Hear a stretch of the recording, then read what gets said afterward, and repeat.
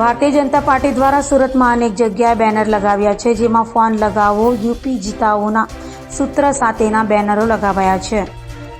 સુરત શહેરમાં અનેક જગ્યા પર બેનરો લાગ્યા છે. ભારતીય જનતા પાર્ટી દ્વારા બેનરો લગાવવામાં આવ્યા છે, જેમાં ફોન લગાવો યુપી જીતાઓના સૂત્રનો બેનરમાં ઉલ્લેખ કરાયો છે.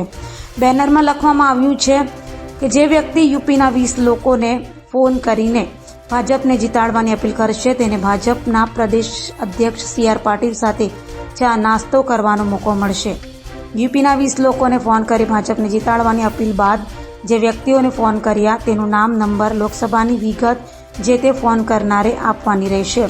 ત્યારબાદ 4 જૂન પછી આ વ્યક્તિને ભાજપ પ્રદેશ અધ્યક્ષ CR પાટીલ સાથે ચા નાસ્તો કરવાનો મોકો મળશે.